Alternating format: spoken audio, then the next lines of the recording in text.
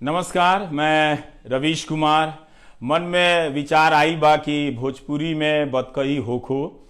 हमनी के समाज में कितना कुछ बाटे, लेकिन लोग बुझेला कि खाली लोटा बानी सन हमनी के। लेकिन इहो देखे के बा कि भोजपुरी बोले वाला समाज के बीच पढ़े लिखे के चीज समान बा कि ना।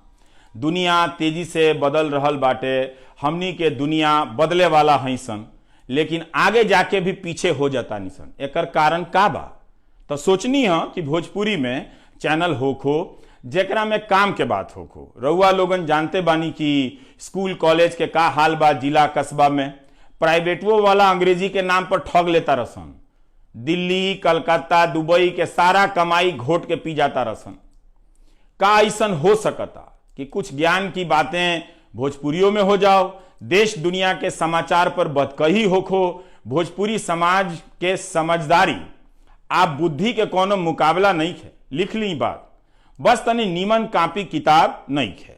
कई जाना बा लोग जो किताब लिखे में लागल बा लोग, लिखत लोग भोजपुरी के बारे में अच्छा काम होता, मगर काम रउआ लोगिन के बीच पहुंचत नहीं है। लागता कि केहू सोहिनी के गीत गाए में लागल बा, तो केहू रोपनी के गीत गाए में लागल बा। अखबार में कुछ छपते नहीं है आजकल, खाली सरकार के सोहर गान होता है। दिन भर पत्रकार लोग सरकार के परिछावन करे में लागल बड़न सन। केहू साच बोलत नहीं है, लबरई बोले में सारा लोग लागल बा। करोड़ों रुपया लागता लबरई बोलवावे में। रउआ लोग इनके लइका लइकी के नीमन बात बतावे के चाही तो खाली बेजाय बात ठेलत रसन। हमनी के मिलजुल के रहे वाला समाज है सन।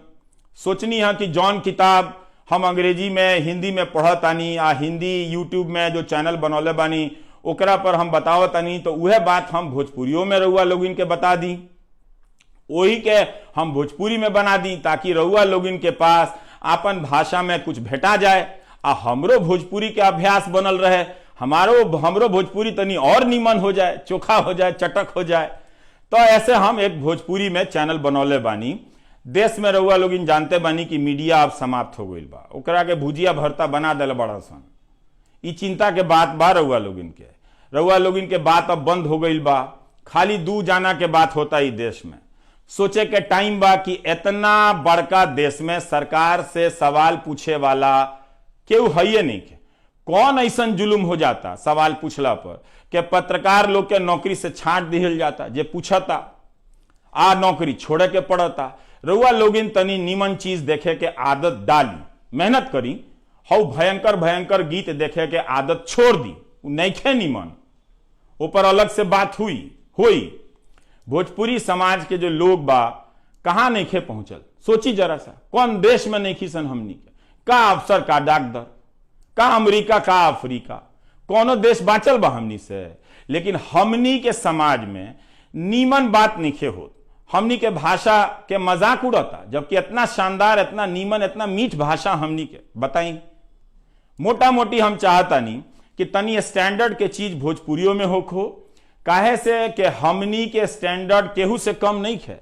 हमनियों के लगे बोलेरो आ टाटा सफारी बा, आ हमनी के जवार के लइका हार्वर्ड में पहुंच गई बड़ा सन, बड़ा नीमन करत रसन। अमेरिका में घरों खरीद ले बड़ा सन। तो भोजपुरी माने ग्लोबल। दुनिया में कहीं जाई रहुआ, आ भारत में कहीं जाई, भोजपुरी सुनाई दे दी। तो हमार भोजपुरी चैनल के नाम है बिहान सवेरा। रउआ लोगिन से निवेदन बा कि बिहान चैनल के सब्सक्राइब करी, जन जन तक पहुंचा दी, घंटिया दबा दी, बेल आइकन, ताकि वीडियो आइला पर पता चल जाए कि हमार वीडियो आइल बा।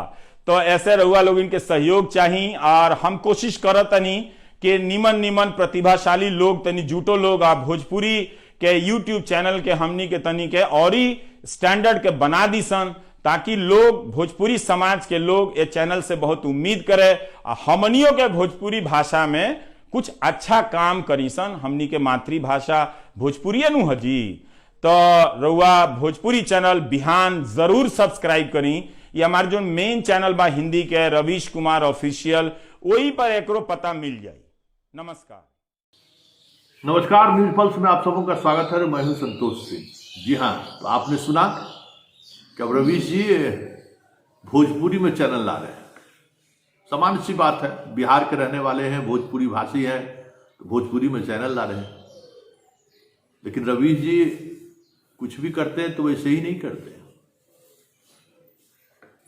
उसके पीछे कुछ न कुछ रहता है, और उस के पीछे जो कुछ है उसको भी समझने की जरूरत है। क्योंकि अब रवीश जी भी जो कुछ कर रहे हैं तो उनका पोस्टमार्टम तो होना चाहिए। वैसे पोस्टमार्टम तो होता ही रहा है, कई यूट्यूब चैनल उनके उसी को पर लगा हुआ है। लेकिन इस चीजों को समझिए कि क्यों वो भोजपुरी में चैनल खोले और उनकी सोच क्या है। देखिए, बिहार में दो भाषी लोग, मैथिली और भोजपुरी, दो ऐसी भाषा बोलने वाले लोग हैं जो मोदी के काफी करीब है। करीब ही नहीं है, अपनी विकास की तमाम संभावनाओं को दांव पर लगा रखा है।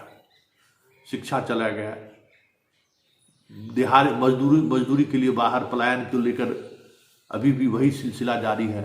उस पर कोई ठोस चर्चा तक करने को वो तैयार नहीं है। इस तरीके से हिंदू मुसलमान नैरेटिव में फंस चुके हैं।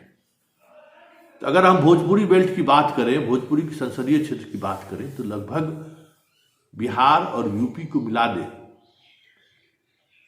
तो 30 ऐसी कंस्टिट्यूएंसीज हैं लोकसभा जो बीजेपी के पूरी तौर पर बीजेपी के साथ है।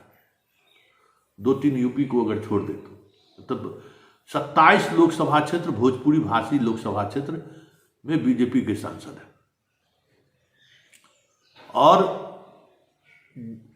भोजपुरी में संवाद के सहारे उन चीजों को वो जगाना चाह रहे हैं, मूल मुद्दों पर लाना चाह रहे हैं जो मूल मुद्दा भोजपुरी भाषियों का है। चाहे वो रोजगार का मसला हो, शिक्षा का मसला हो, समृद्धि का मसला हो, जिससे वो काफी दूर हो चुके हैं भोजपुरी भाषी। तो रवीश वैसे ही दास